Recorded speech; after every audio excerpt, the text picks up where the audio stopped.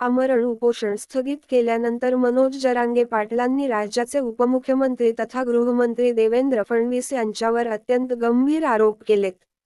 राज्यात दंगल व्हावी हे देवेंद्र फडणवीस यांचे स्वप्न आहे.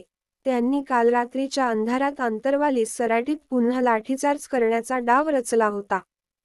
पण आम्ही तो हाणून पाडला, असे ते म्हणालेत.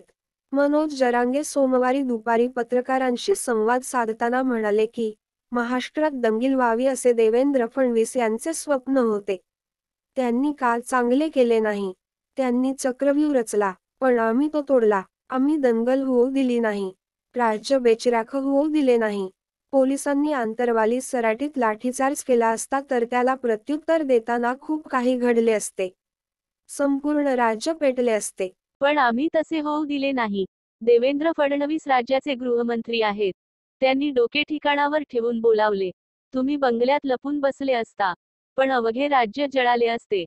पंतप्रधान नरेंद्र मोदी यांनीही यावर विचार करणे गरजेचे आहे. विशेषतः राज्यातील जनतेनेही यावर विचार करण्याची गरज आहे, असे मनोज जरांगे पाटील म्हणाले.